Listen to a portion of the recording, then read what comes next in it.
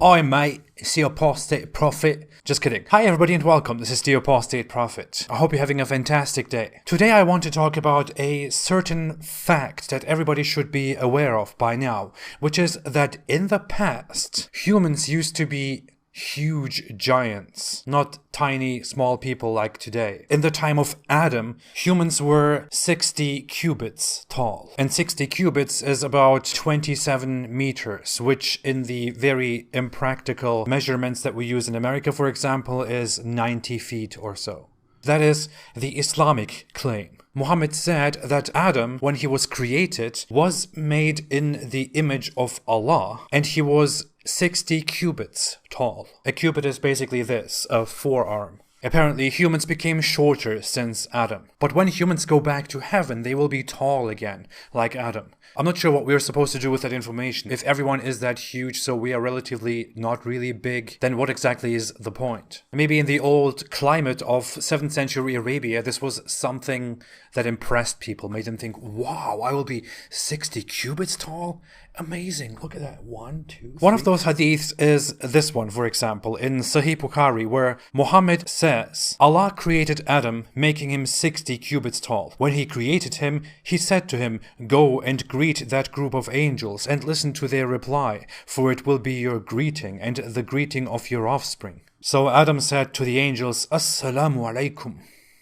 Adam was of course speaking Arabic, which is the universal language. Probably Allah taught Adam Arabic and then people forgot it because they became shorter. And then they learned it again from new. I don't know, whatever. So Adam said to the angels, Assalamu alaikum, peace be upon you. The angels said, Assalamu alayka wa rahmatullah, peace and Allah's mercy be upon you. Thus the angels added to Adam's salutation the expression wa rahmatullah. Any person who will enter paradise will resemble Adam. People have been decreasing in stature since Adam's creation. In other hadiths, it says more explicitly, so he who would get into paradise would get in the form of Adam, his length being 60 cubits. Then the people who followed him continued to diminish in size up to this day. Another hadith says, so whoever will enter paradise will be of the shape and picture of Adam. Since then the creation of Adam's offspring has continuously diminished to the present time. Other hadiths again say that whoever enters the garden will have Adam's form, but creation has continued to decline until now. So the hadiths are pretty clear. Adam was this big guy, giant. And since Adam, humans have been shrinking continuously until the present time. That's what Muhammad clearly and explicitly says according to these reports. This is why many of us who grow up as Muslims, including me, learn that people used to be tall in the past. It is very disappointing to find out that this is complete nonsense. You have stolen my dreams and my childhood with your empty words. How dare you? Liar! In fact, the archaeological evidence shows that there was no big difference in the size, the height of humans over thousands of years. Humans have roughly remained at the same size, become taller and shorter over time. And right now, the average human is actually taller than 2 centuries ago, for example. Since the archaeological evidence is very obvious, and since we clearly know that it is nonsense, that it cannot be right that humans were extremely tall, 60 cubits, Muslim scholars have tried to reinterpret Muhammad's words here. One explanation which comes up is that when Muhammad says that Adam was 60 cubits tall, then what he means is that Adam was 60 cubits tall in paradise and not on earth. When he was put on the earth, he became small, like us. And when we go there, not me, I will go to hell.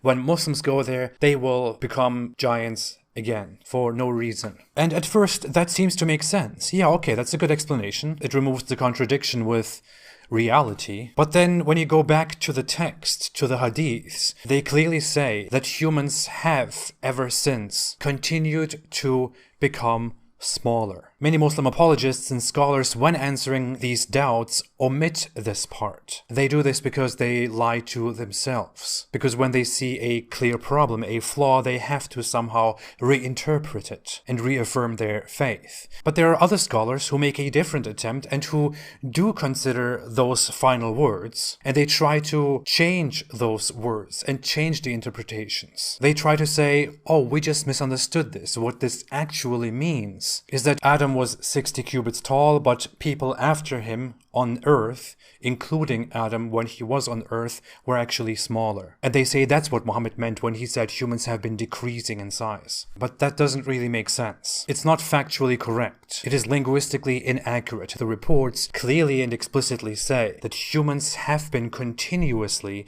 getting smaller up until today. Which is why early Muslim scholars and many other Muslim scholars have believed for a long time that humans were indeed very tall and that they have indeed been shrinking. Some scholars have rejected the archaeological and logical evidence, clinging on to Muhammad's words as the absolute truth, while others have tried to somehow argue that this is possible and that we simply do not comprehend this. But the reality is quite clear. Muhammad, according to these authentic reports by Islamic standards, said something that is maybe easy for somebody to believe in who lived in the 7th century in Arabia, but which is in reality a very absurd claim from our modern, more educated, more enlightened eyes and minds. And this is another sign which shows that Muhammad was not knowledgeable, did not have some secret, fantastic knowledge, that he did make false claims, that he lied. Unless, of course, we want to dismiss these specific hadiths as wrong, although they are authentic by Islamic standards, but we dismiss them as wrong simply because they don't make sense to us. If we do that, however, then there is no end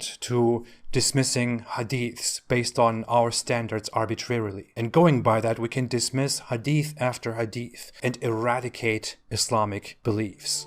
And I'm not sure that Muslims actually want to do that. I would definitely welcome it. I'm a fan of that idea. But I'm more a fan of simply acknowledging that Muhammad probably did say those things and that he was a false prophet. Nobody in the 21st century should trust Muhammad. Thanks for watching. If you like this video, don't forget to like, to subscribe, and to share. If you don't like this video, you can dislike and leave. I will still continue making videos because I'm a very tough guy. I will be back. Have a fantastic day and stay away from Islam.